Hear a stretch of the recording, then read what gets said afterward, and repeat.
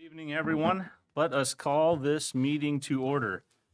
First order of business is to swear in our new city council member. Ashley Brunel, would you mind joining me at the red dot up here, please? Sure thing. Go ahead. Oh, We'll thank follow you. you down. Stand where you want to. Counselor Smith here wants to capture it forever. Thank you. For everybody's knowledge to the person. Great, thanks for the large font. All right. Let's do this. You ready? Yeah. All right, so lower your hand. Okay. You need to do that solemnly. Okay. I state your name. I, Ashley Burrell, Do solemnly swear do solemnly swear that I will support the Constitution of the United States that I will support the Constitution of the United States and the Constitution of the State of Iowa, and the Constitution of the State of Iowa, and that I will faithfully and impartially, and that I will faithfully and impartially, to the best of my ability, to the best of my ability, discharge all duties of the office discharge all duties of the office of City Councilor in North Liberty of City Councilor in North Liberty, as now or hereafter required by law. as now or hereafter as required by law. Congratulations. Thank you so Welcome much. aboard. Thank you.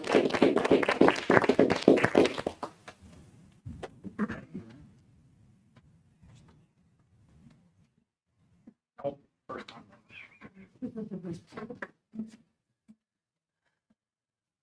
Okay, Mary, would you mind doing roll call for us officially, please? Harrington, Here. Boyson, Here. Smith, Here. Sittig, Here. Here. Awesome, thank you all. Item 3 is the approval of the agenda. I don't think there's anything that's changed, location or direction on there. Could I have a motion for that, please? so moved. Second. Been moved and seconded. All in favor, say aye. Aye. Opposed? Item 4 is consent agenda. Are there any items on that consent agenda that you'd like to pull off and discuss separately? All right, could I have a motion for that one, please? So moved. Second. Been moved and seconded. All in favor, say aye. Aye. Opposed? All right. Item 5 is public comment. This is an opportunity for the public to provide comment on anything that's not on the agenda. You've got our full attention. Anyone here for public comment? All right, I will close the public comments period. Item 6 is city engineer report. Kevin? Okay, thank you, Mayor. I will start with Rancho Way Phase 5. The contractor intends to be out there Thursday to start setting up traffic control to resume construction. So what they're going to do is on both the northbound and the southbound lanes, they're going to close those off again like they did right before winter.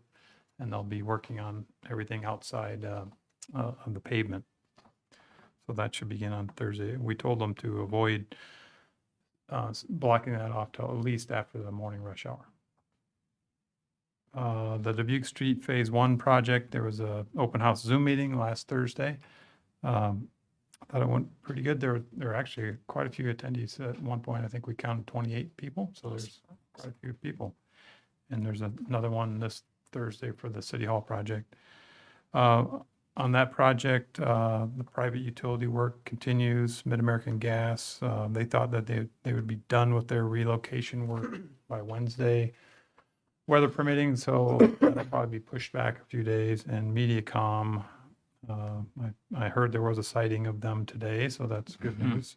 And the contractor intends to start construction on Monday. So that's it's going to start soon. City Hall project, our schedule is to have the 100% complete plans and specs done by April 8th, and then submitted to city staff for review, for final review in late April. Then we're going to shelve it and then bid it later in the summer for construction to start in the fall. The Jones Boulevard Extension project, the schedule is for a public hearing April 12th, bid opening April 19th. Overhead relocations hopefully will be done in April by Lynn County REC and MediaCom. And then construction should start sometime in May. Two more. Community Center, the roof project, so the public hearing is tonight. The estimate on that project's $970,000. That will be to replace the damaged roof from last year. Next week, we're going to have a pre-bid meeting with interested contractors. It's a non-mandatory pre-bid meeting. Bids are due April 7th. But we do know that there's still some supply chain issues with directly related to roofing projects. So we're going to find out. What we did was we put a substantial completion date for November to give them a little longer time frame. And hopefully we'll hear next week if that still raises eyebrows from the contractors. That's the best we can do at this point, is see what they think about the schedule. I can also tell you that prices have also been very volatile on roofing projects. I think this estimate was based on a recent project that we had in Clinton, and those prices were really high. I can tell you there's a lot of interest in this project, so we have quite a few contractors who are interested. So hopefully the labor prices will balance it out. But we're going to know April 7th when bids are due. So we tentatively have planning on bringing this to the council on April 12th, but we don't really know if that's going to be doable, because once we get the bids, we don't know from the insurance adjuster if they're going to cover the entire amount, and we won't. They have to review the bids themselves and see the amount to tell us if they're going to cover it all. So we're guessing that we probably won't bring this before council until the second meeting in April. And then lastly, the community center facility plan. We did have our kickoff meetings with all of the city staff and the maintenance personnel. It was really good. And they gave some really good tours to the mechanical, electrical engineers and the architects. And we have a first draft of that facility plan for staff is anticipated mid-April. So we're trying to get that one done and wrapped up sometime in May. And that's all I have tonight, unless you have questions. Any questions for Kevin? Mayor, I do have a few questions on the Dubuque Street project. So access to the school, I know we met with the school and the school's well aware. Peak times, is there going to be a time in the project when access from Cherry and call it South Dubuque, one of those or both are going to be closed? Because Dubuque Street, as we all know, especially in the morning for high school, is extremely busy. Yeah. And if Cherry, I know eventually that's going to have to close for pavement. Yep. Anything up front or close to the end of school where that's going to cause issues on Dubuque Yeah, Street? it will be closed when we redo that portion of the intersection. And then they'll always still have a separate exit, but you'll go out, what is now north front. You won't be able to get onto Cherry, but you will be able to go out north front for that exit. So there will always still be a incoming and outgoing drive. I don't know if that helps or answers that question, Yep. but that's the game plan. Okay. And then access to Babe Ruth Field during baseball season. Is there going to be access for that? Yeah, the parking lot will be ripped up, but you'll be able to walk to it. So either parking in the school parking lot after hours or The east lot. Okay. Yeah, there'll be a temporary gravel drive back to that east lot. Yeah, excellent. Thank you. We've instructed the contractor that they're not allowed to use the east lot for two reasons, because people are not going to park there. Plus, it's that porous concrete. We don't want any heavy equipment parked on it. Yeah, so obviously starting late April, May, we've got 1,500 kids up in local baseball. So Yeah, it's going to be disruptive. Sure. For sure. But we're excited about the end results we're going to see. great. Thank you. Guys been involved in those planning meetings too, to obviously to address those issues, to make sure we can accommodate as best we can. Awesome. Did you have any other questions for Kevin? Thank you, Mayor. Anyone else? All right. Thanks, Kevin. I appreciate that. Busy season again. Ryan, item 7 is the city administrator report. Just a couple things on my end. Kevin alluded to the open house we had on the 17th.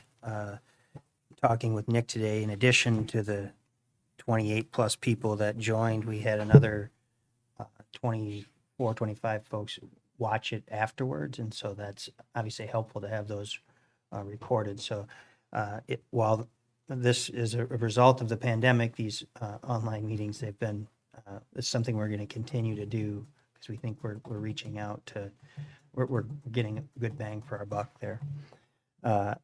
As Kevin said, next week, or this week, excuse me, we have one on City Hall, and then the following week, we have one featuring Russ talking about the comp plan and Jones Boulevard as well. So, and again, all three of those will be recorded and viewable online later.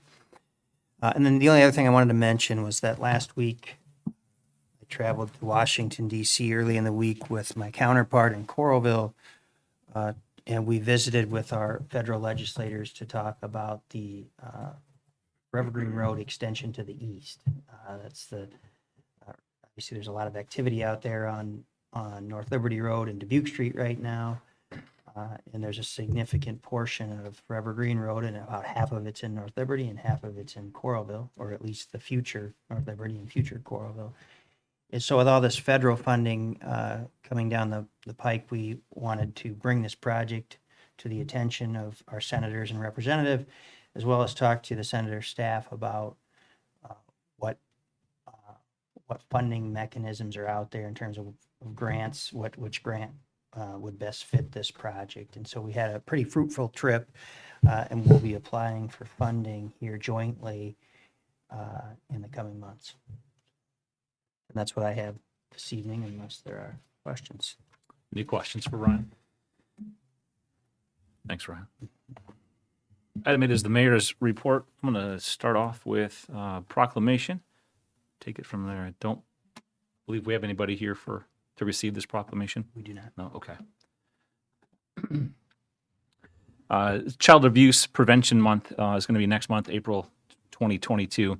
Whereas children are vital to North Liberty's future success, prosperity, and quality of life, and whereas all children deserve to have the safe, stable, nurturing homes and communities they need to foster healthy growth and development, and whereas Iowa is leading research efforts to better understand the negative long-term outcome of child abuse and neglect among adults through the Adverse Childhood Experience Study, which shows that poor physical health, mental health, and financial health in adulthood is attributed to adverse experiences in childhood, including abuse and neglect. And whereas research shows that the presence of just one caring relationship in a child's life builds resilience and mitigates negative outcomes, especially in a child with a high ACEs score. And whereas child abuse and neglect are a community responsibility and can be reduced by making sure each family has the support it needs to raise children in a healthy environment. And whereas effective child abuse prevention programs succeed because of partnerships created among the courts, social service agencies, schools, civic organizations, law enforcement agencies, and the business community. And whereas effective youth-serving programs like those offered by the North Liberty Summer Lunch and Fun Program, North Liberty Library, North Liberty Recreation Department, North Liberty Unity Coalition, and United Action for Youth offer positive alternatives for young people and encourage youth to develop strong ties to their community. And whereas the North Liberty Mayor and City Council members recognize the need for community awareness of local child abuse prevention efforts and healthy parenting education and support from organizations like Johnson County Community Partners, Partnerships for Protecting Children, and Prevent Child Abuse, and encourage families to attend North Liberty Kites for Kids Festival on Saturday, April 2nd, 2022, from noon until 2 o'clock at North Liberty High School parking lot. Now, therefore, it is resolved that our City Council and the City of North Liberty do hereby recognize April 2022 as Child Abuse Prevention Month. A couple of other things on my agenda. I think you guys all got this email, but for the public to know that tomorrow the state's going to run a statewide tornado drill. We usually run ours on the first Wednesday of every month. That will not happen in April because that's going to be next week. So the next Wednesday normal one for us will be on in May. But tomorrow, the entire state's going to light up with their weather alert in active preparation, just to get the word out for that. And secondly, I wanted to put a plug into Russ and Thorne for pulling off a technical miracle last night in being able to provide assistance to those that wanted to join a Good Neighbor meeting online, see it happen live, and there was a lot of interest in it. The first time when it was exclusively Zoom, but it went in person last night. But these guys, our folks, figured out how to make it happen so that those could watch it online as well. So, Russ, you keep setting that bar higher, man. So does Thorne. Credit to communications. All right, communications. So. That's all I have there, you guys. Next agenda item, council reports. Does anyone have something to report, what they're doing for the city? Report back to council calendar. Go ahead, Brian. Just a little update on the severe weather thing. So if the weather looks bad tomorrow, then they will not have the drill. And we'll try and have it Thursday. And then if it doesn't look good Thursday, then they will just go back to normal in April. Okay. And so, and if you want more information about Severe Weather Awareness Week, the fastest way is beready.gov, iowa.gov.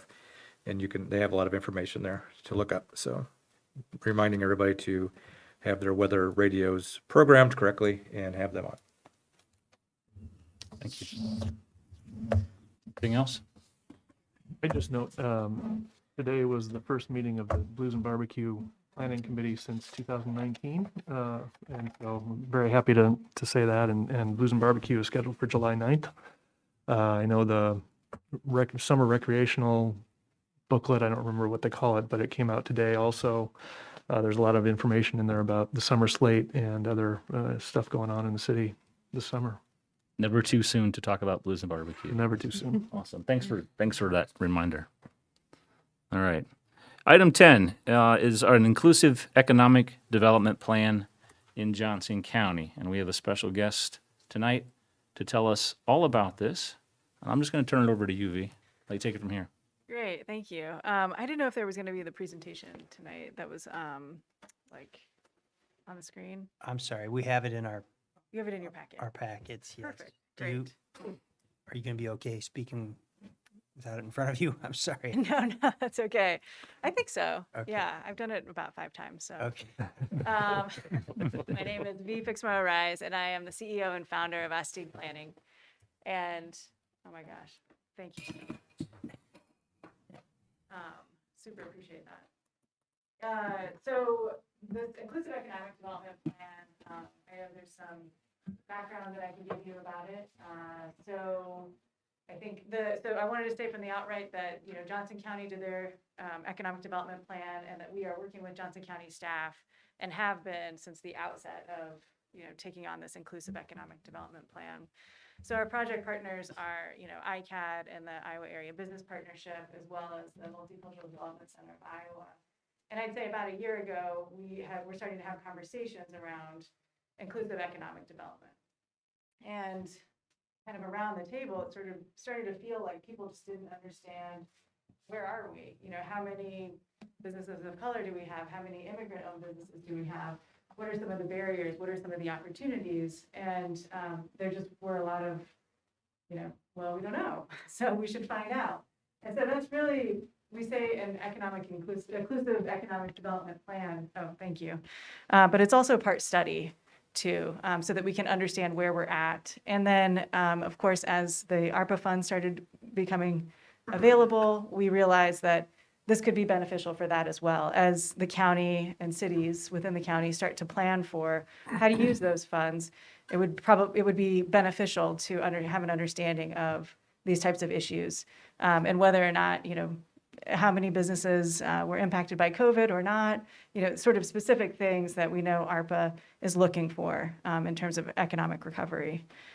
So we started back in November.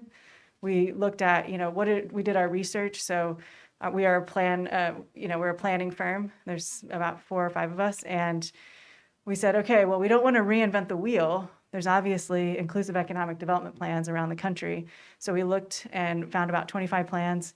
We did our research, found, okay, well, what's going to work best for Johnson County? What are some of the things that we know that we want to see? Maybe some of the metrics, some of the survey questions in particular. And from there, we developed a survey. And essentially what we're going around and doing is coming and visiting all of the cities and the county and saying, we want to inform you about what we're doing, and we also want people, and we call underestimated community members, so BIPOC, immigrant, LGBTQ plus, community members who have either thought about owning a business, own a business, maybe owned a business and closed a business, and then also those economic development support institutions, so banks, cities, the county. If there's grants or programs that you're offering small businesses, what are those? And so we created this kind of like 3 different parts to a survey, and we put it in 4 different languages. So it's in Mandarin, Arabic, Spanish, and French. And it's available, and we would just love help spreading that so that we can make sure that we're getting as much information as possible. So there's the survey, and then there's also focus groups that we're enacting as well. And we partnered with Angie Jordan with Banjo Knits Empowerment. She's doing the focus groups for the Better Together 2030 project. And so we worked with her while she was doing those focus groups and got some information there. And now we're stepping into what are the focus groups that we know we want to engage with specifically on economic development. Project Better Together is looking at so many things like housing and childcare and things like that, but we want to focus specifically on economic development. So we've identified some organizations that we're going to work with, including the Center for Worker Justice. There's the MDC Iowa's Black Business and Accelerator Program, and there's a list of others that you can see there in your packet. And so we are starting those focus groups this week. It's very exciting. We're paying organizations about $500 or individuals who are helping us co-organize that. And then we want to compensate people for their time. So up to about 10 people, we're going to be paying them about $100 each, and then providing childcare and food and transportation. And I say this because this is what an inclusive economic development plan looks like. It's not just the end result, it's also the process. So we want to make sure that there are no barriers for people to attend and to provide their input and feedback. So from there, we also have interviews. We were doing one-on-one interviews, and we've, I think, had 1 interview so far. We've got about 3 that are scheduled. And really that's because we want this to be a human-centered approach as well. As planners, we know how to crunch the data, we know how to create the maps, but we also want to make sure that we're including people's voices and their experiences. And so we've reached out to folks that we've found through the TSB program. Also, ICAD and the business partnership had like a BIPOC list and group that was getting together. So we reached out to those folks as well. And that's another reason why we're coming to you. We're hoping to identify some leaders in the community, in your community, that we could potentially talk to if they would feel comfortable doing that. So there's the interviews. And then kind of culminating in the summer, we're going to be doing 2 strategic doing sessions, 2 half-day sessions. And that's really because we don't like it when plans sit on shelves. I think everybody can agree on that. And so we want to make sure that we create these pathways. And that's what strategic doing does really well. We create Pathfinder projects. So this survey closes April 22nd. We'll be continuing to do our focus groups a little bit through April. And by then, we're hoping to be able to digest a lot of the information, synthesize it, analyze it, so that when we do these strategic doing sessions in the summer, June or July, we'll have kind of a better lay of the land. And so when we ask folks to come together, you all be invited. We'll also have, business owners, entrepreneurs, get a different mix of folks in the room. Then we can look at, okay, what are some of the barriers, opportunities, what are some of the pathways that we can create with the people in the room, and then do like a 30-day check-in after that. So what strategic doing is really about is that making sure that these Pathfinder projects continue and can be somewhat successful as we move forward. So that's kind of the large picture of what we're doing. And you can see there's a timeline in there. As I said, we're hoping to culminate in the summer. I give to June, July because of COVID, honestly, if I'm being totally transparent. That's our goal, is the summer. Right now, it seems like things are good with COVID. We can meet with people, we can convene with people, but if anything, we've learned these last 2 years, as planners in particular, you never know. So I think you also see that we have some examples about, at this point, and I'm not sure where your packet is updated, but we've had about 33 responses to the survey, and about 25 of those are viable because we decided to incentivize the survey. So I think we're just getting people that are trying to click through and just get the money. So we have about 5 $100 prizes that we're giving to random people who are taking the survey. We just wanted to, provide an incentive for people to take the survey. And we're getting really powerful stories, as you've read in your packet. People who have been in the community 25 years, a contractor, never got a loan from a bank, probably never will. These kinds of things, I think, give a stark picture of what's going on in our community. And so that way we can kind of humanize what's happening, who is walking among us, who are our neighbors, so that we can work together and, forge a better path. So that is kind of the story with the Inclusive Economic Development Plan. I may have skipped over a few things, but I think I hit the highlights. And then you'll see in there's a QR code, there's a link to the website.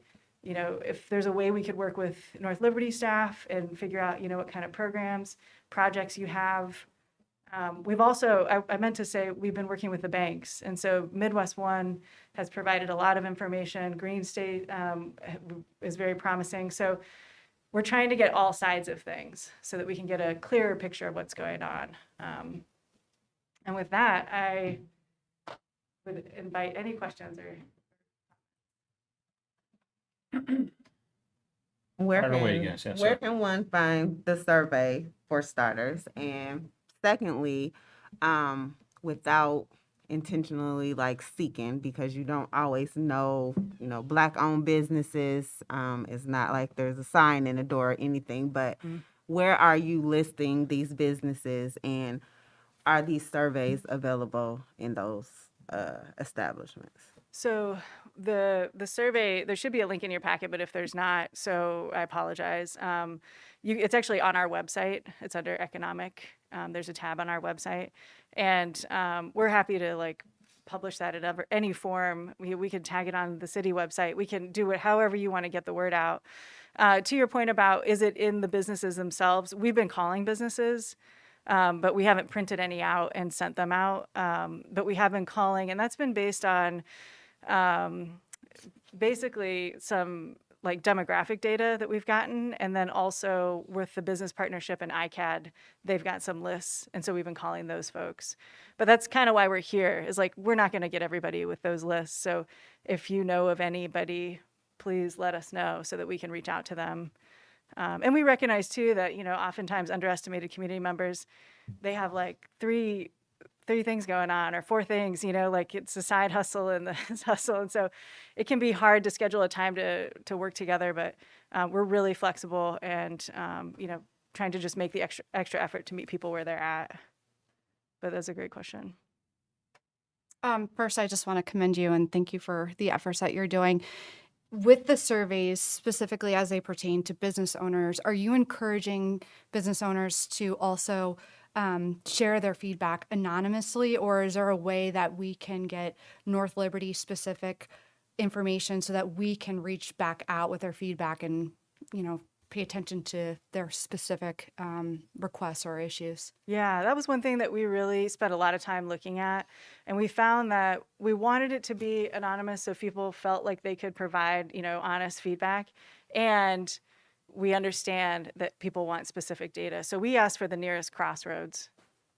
We thought that would be something where, as a business, you might feel comfortable giving that, and then maybe we could figure it out from there. But at least then we would know, oh, that's in North Liberty.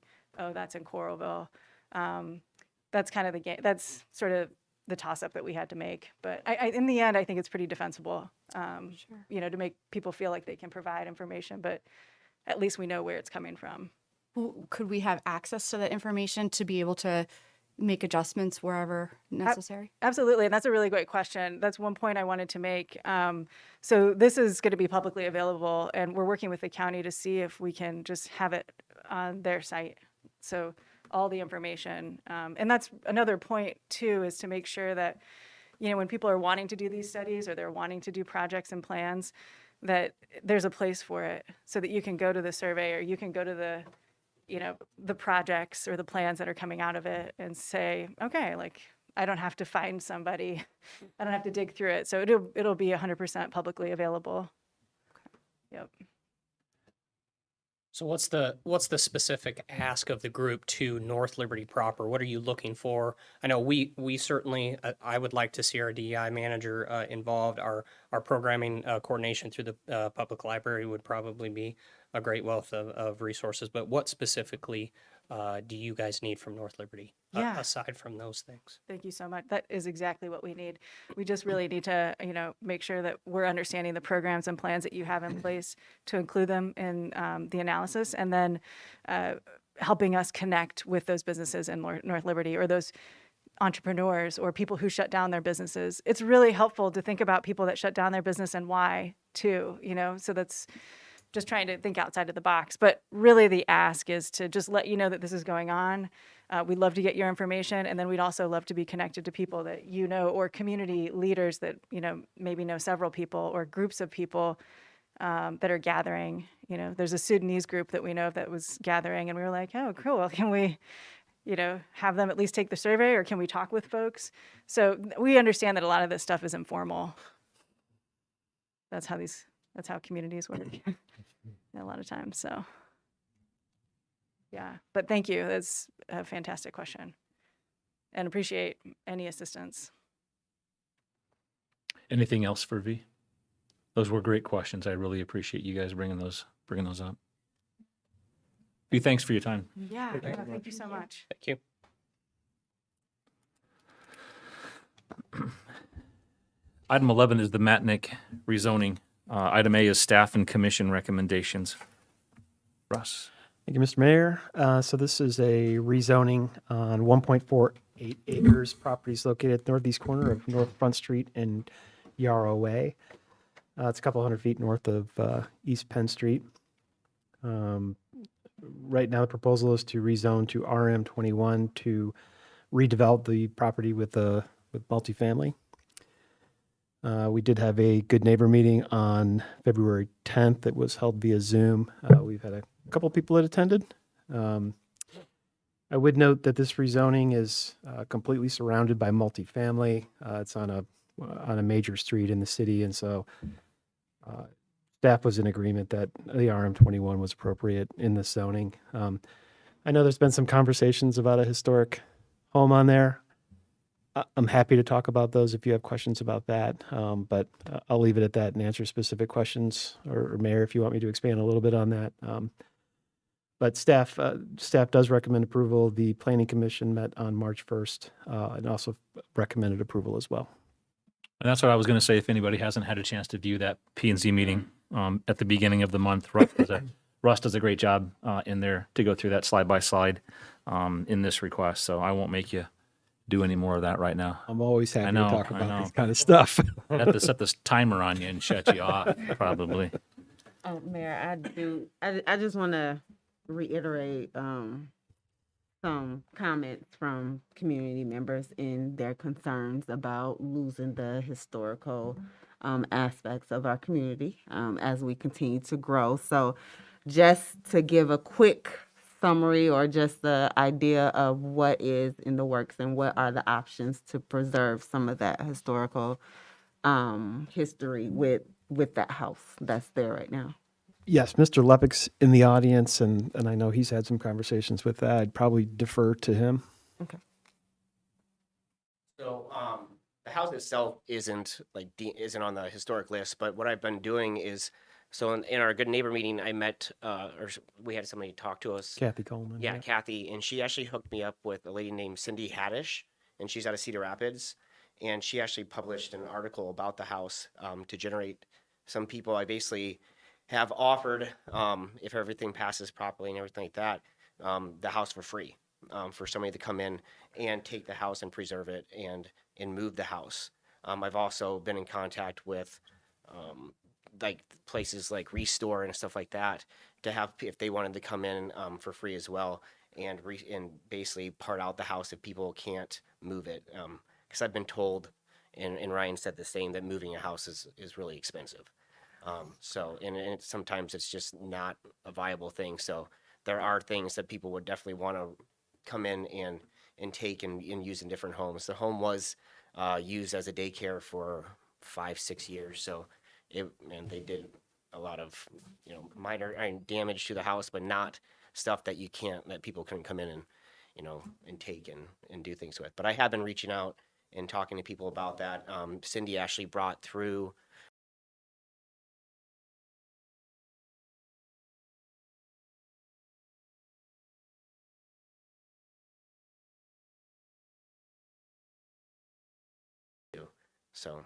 and that's where we're at right now.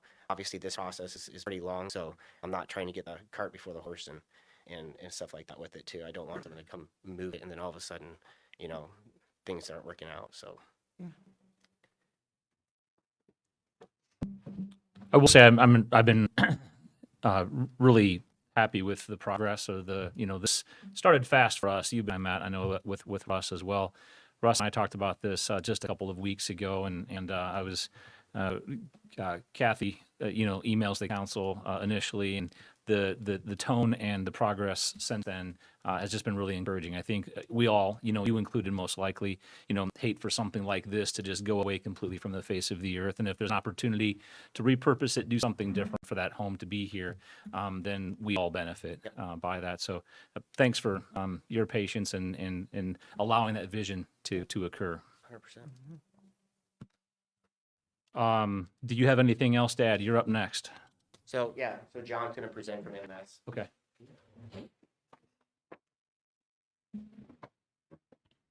John Marner with MMS. I don't have a whole lot to add. I just add that the one thing I would comment on with the multi-use trail immediately right there along Front Street and Grant Elementary, this is a good location in addition to the multifamily that Russ mentioned. There's already pockets of that multifamily in that location. So this is a good location to provide that RM21 where you can get a little more density close by to the school and again, that multi-use path. And I have any available for any questions if you have it. Any questions for John? So still the plan is 2 housing units and then a garage off to the east of that, or? I think we're still working through that. We have a preliminary site plan application in right now. Some of that. Yeah, I think whether it's one, I know we've looked at different options of the stormwater quality requirements, whether it's 1 or 2 buildings, but some combination there, and the detached garages. And then do we need anything with JAROA because that's private? No. So the people who are here, they're not going to be a problem with the people who are already back there. I think Mr. Lepik's part of that ownership Okay, of that. It'll be in their system. Okay.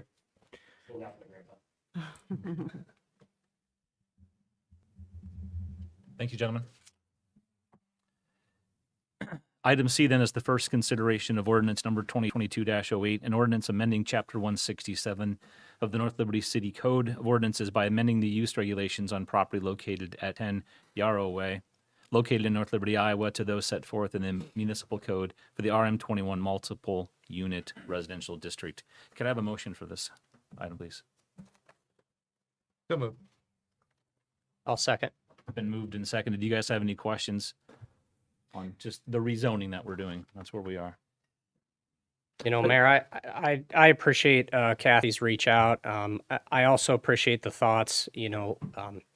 This comes back to what we hear in our planning meetings, in our good neighbor meetings, is there's nothing uniquely North Liberty, and to some, this is a uniquely to North Liberty property and a home. And so for them to reach out and take the extra steps, Matt, for you to be open to that, you're not required to be, but being a good community partner really means a lot. I'm glad that you're willing to do that, and we want to continue to have that type of feedback because we're a growing community. There's a lot of new parts of town that sometimes take a lot of the attention.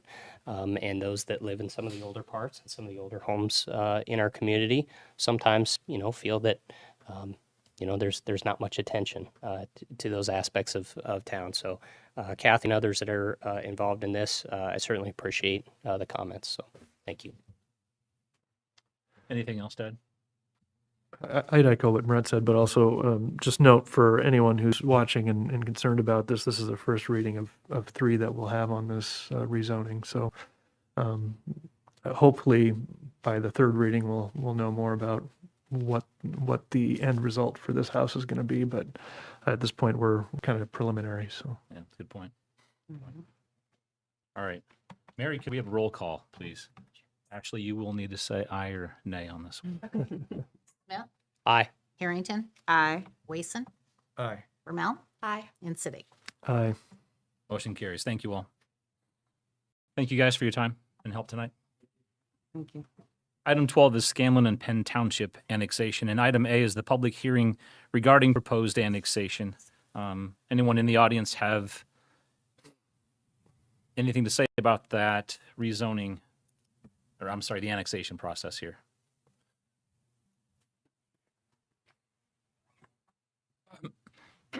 Excuse me. Mr. Mayor, members of the City Council, I'm Bob Downer. I'm the attorney for the Scanlon family, which has the major part of the property that's proposed to be annexed. It's roughly a 25-acre tract that lies north of Northridge subdivision, south of Oak Lane, and has development on 3 sides of it with fjords north in the county on the east, North Liberty Road on the west, and Northridge subdivision on the south. This has some unique aspects to it because there is a landlocked cemetery that is located within the parcel. And one of the things that has been discussed as a part of this, we've been working with the cemetery trustees in terms of planning that, and I think there will be some proposals presented to the council later this year for development of that includes improvement of the cemetery, and to the best of my knowledge, for the first time ever, will provide legal access to it. We had a group of 10 or 12 people involving various interest groups in that out there in the fall. And one of the things that we had to do was to negotiate with a rather angry Angus bull to get into the property. And unfortunately, the farmer who was renting the property was there, and he was able to work that out for us. But I do think that this is something that can be of significant benefit to the area and to the community, and would be happy to answer any questions that anyone might have. Any questions for Mr. Downer? Maybe not cemetery related, but or livestock related. All right. I just, Bob, do we know kind of what's planned here? There have been some plans that Hall and Hall have laid out. These have been presented to the cemetery trustees. There are going to be some improvements to the cemetery as a part of this. There's a rather precipitous drop in the front of the cemetery on the west side, and there's going to be a retaining wall planned there with access into the cemetery, as well as a road that adjoins that, and parking spaces where people visiting the cemetery could park. As nearly as we could tell from looking at the gravestones there hasn't been a burial in that cemetery for 100 years. And some of the stones are broken, and as a part of all of this, I think an attempt is going to be made over time to restore those and to create an atmosphere of dignity of the nature that would be appropriate for a cemetery. And probably large lots with houses similar to what's to the south, I assume. Right. Some of the lots that would, it's proposed that there would be a semicircular street that would come off North Liberty Road, would go up to the cemetery and then back out and adjoin an existing street in, can't think of the name of the subdivision now, but in any event, there are going to be some smaller lots in the center of that. So I think in terms of a ratio, Eric, it's about 50-50. Okay. Any other questions? Thank you for Thank your you. input. Thanks, Bob. Thank you.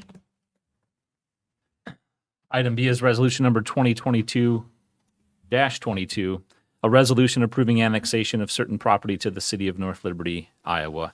Can I have a motion for this, please? So moved. Nope. Second. It's been moved and seconded. Any other questions or comments? Mary, we have a roll call, please. Siddick, Aye. Harrington, Aye. Wason, Aye. Smith, Aye. Vermel. Aye. Motion carries. Thank you all. Item 13 is the electric service agreement, and item A is resolution number 2022-23, a resolution approving the electric service agreement between Interstate Power and Light Company and the city of North Liberty. Do you want to say anything in advance of this, Ryan? Sure, I'd just make a quick comment that this is, as we moved into a building that was nearly 10 times larger than our old facility, we knew that utilities would be higher, obviously, but we were a bit shocked on how high they were, so we worked with Alliant, and we're going to, this proposal would be under a different tariff, and we would save approximately $20,000 a year in our electric utilities. So Diane and Tracy were working closely with our government affairs person, Josh McKnight, who I think most of you have met before, and we're recommending approval of this agreement. So I'll just need a motion for us to take action on this resolution. I'll make that motion, Mayor. Second. It's been moved and seconded. Do you guys have questions for Ryan? Ryan, what's the big draw? I mean, is there a reason, or has Alliant offered to do an internal audit to find out what our big draws are and where we can make improvements? Well, we versus did just that the billing? before we built the facility, and we're doing it right now actually on the City Hall project, or have done it already, where a company comes in and evaluates those things and makes recommendations on the HVAC and those types of things. I think the big draw here is the fresh air return system and how we keep our evidence room. There's air circulating through there nonstop, obviously, to keep those odors of substances at bay. And it's a 24-hour facility. That was a delicate way of putting that. Thank you. I almost missed it. It was great. Happy to talk further after the Yeah, I meeting. might help on that. That help out? It did. Okay. Do you have any other questions for Ryan on this? Okay. It's been moved and seconded. Tracy, could we, or I'm sorry, Mary, roll call, please. Siddick, Aye. Smith, Aye. Vermel, Aye. Wason, Aye. Harrington. Aye. Thank you all. Item 14 is Community Center Roof Replacement Project, and item A is the public hearing on plans, specifications, and estimate of cost for the Community Center Roof Replacement Project. Seeing no one in the public, I will close the public hearing and move to item B, which is resolution number 2022-24, a resolution approving and confirming plans, specifications, and estimate of cost for the Community Center Roof Replacement Project. Could I just have a motion to begin this conversation, folks? So moved. Second. Been moved and seconded. Anybody have any more questions than what were already asked? We're okay for a while. If it's the temporary repairs are going to hold out. Yeah, we still continue to get oddball leaks and things, but yeah, that's why we're bidding this now, though, is it does need replaced. Yeah, I mean, we've made, I think I alluded to that earlier, we've made some temporary repairs after the storms, but they're just that, they're temporary. So we do need to move forward with it. Yeah, one just popped up today in a Yeah. photo. Some cracked block, which guy's going to have some repaired before this, but yeah. So this is the two really large sections on the east side of the building that were the original building. The library side on the west side, that's a lot newer roof, so it does not include that portion of the community center. This doesn't really impact whether we do the project or not. We have to do the project, but what kind of impacts will we see, or are parts of the parking lot going to be taken up with construction Good question. equipment? Yeah, we talked about that. We reserved the northeast corner of the parking for their staging and laydown area, because we know that especially during the summer, parking is at full capacity out there, but they will need some area, so we decided that the northeast corner would be the best spot. Otherwise, the facility will be open and running, Yes. and we won't see any impacts that way. Good question. Any other questions? Okay. Mary, roll call, please. Wason, Aye. Sittig, Aye. Smith, Aye. Harrington, Aye. Rommel. Aye. Awesome. Item 16 is the Southwest Growth Area Water and Sanitary Sewer Extension Project. And item A is resolution number 2022-26, a resolution approving the settlement agreement and release between the City of North Liberty and James M. Seelman and Beverly A. Seelman. Mr. Mayor? I think we need to miss an item. Preserve. Oh, I'm sorry, you guys. Let's back up to the preserve, part 1. Resolution number 2022-25, a resolution approving the escrow agreement for Lot 1, the preserve part 1 between the City of North Liberty and Watts Group Development, Inc. Could I have a motion for this resolution, please? So moved. Second. Nice job. Moved and seconded. Anybody have any questions about that? All right. Mary, roll call, please. Harrington, Aye. Wason, Aye. Rommel, Aye. Smith, Aye. Sittig. Aye. Thank you. All right. Back to item 16. Should I read the whole entire thing again? No. What's that? You know, yeah, probably. All right, for the best. fine. All right. Probably for the best. That'll teach me. Southwest Growth Area Water and Sanitary Sewer Extension Project. Resolution number 2022-26, a resolution approving the settlement agreement and release between the City of North Liberty and James M. Seelman and Beverly A. Seelman. Could I have a motion for this resolution, please? So moved. Second. Been moved and seconded. Do you guys have any questions? Comments? All right. Mary, roll call, please. Wason, Aye. Smith, Aye. Harrington, Aye. Sittig, Aye. Rommel. Aye. Thank you all. Motion carries. Item 17 is the Commercial Drive Extension, and this is resolution number 2022-27, a resolution approving the settlement agreement and accepting the warranty deed between the City of North Liberty and the estate of William Simmons. Pardon me. Brian, beforehand, I'll let you read their son sent us. Sure. Just before the email, I believe you all, maybe you haven't seen it yet, received an email from Lynn Simmons, and he asked that it be read here this evening, so I will do that now. Hello, my name is Lynn Simmons. Would someone from the council read this for my parents this evening? William and Roberta Simmons moved to North Liberty in the early 60s. At that time, the community was, as you know, very small, and everyone knew everyone. It's sad to see the old house and yard be divided, but we move on in remembering the good things. My father passed away in May. He was almost 90. They gave a lot to the community, as all the folks did back then. Church potlucks and caroling for Christmas at the Senior Living Center. I wish all of you well as you work to move forward and develop a fast-growing town. Work together and honor the relationships you develop in this town we called home for over 60 years. Thanks for reading, Lynn. Thank you, Ryan. With that, could I have a motion for resolution number 27, please? So moved. Second. Been moved and seconded. Any other comments or questions?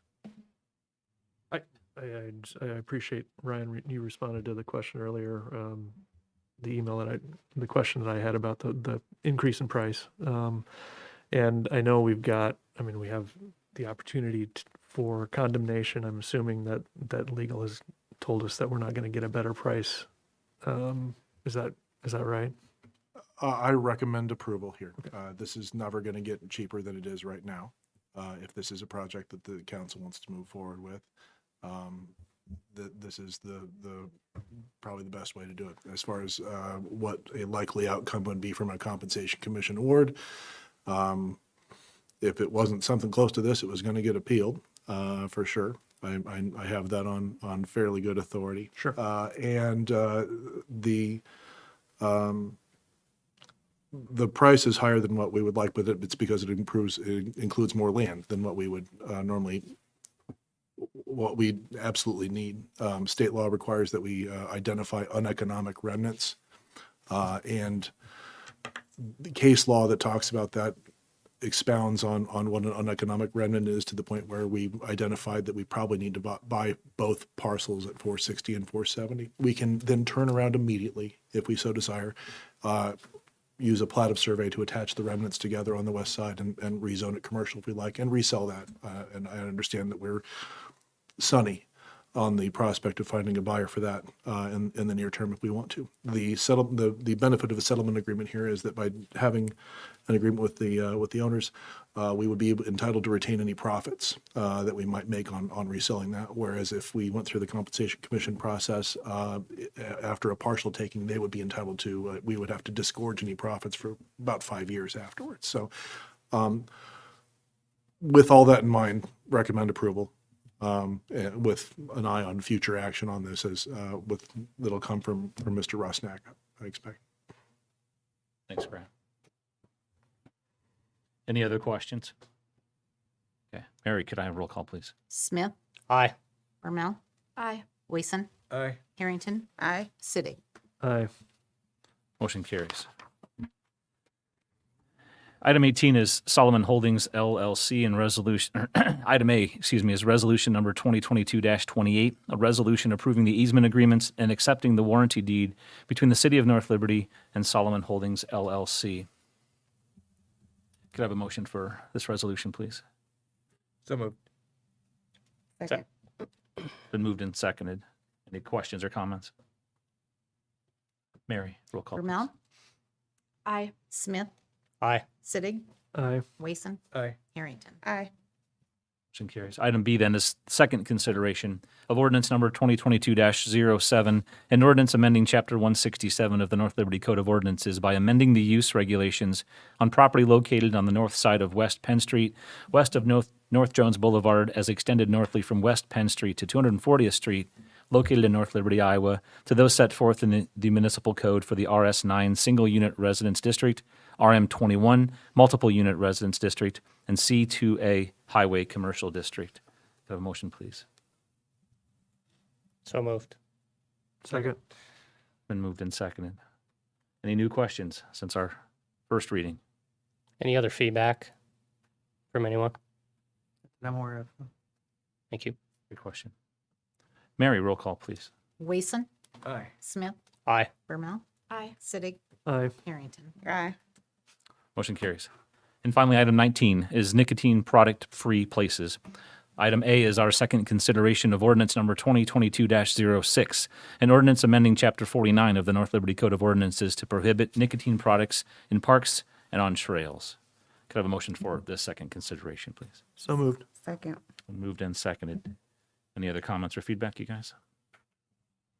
Mary, roll call, please. Harrington, Aye. Bermel, Aye. Wason, Aye. Sittig, Aye. Smith. Aye. Motion carries. Item 20 is old business, anything that we've been over in the past that we want to revisit. Item 21 then is new business, new stuff. Item 22 then is just a motion to adjourn, please. So move. You're not used to this yet, are you? Wait for me to bang the gavel. Yes. All right. All in favor, say aye. Aye. Aye.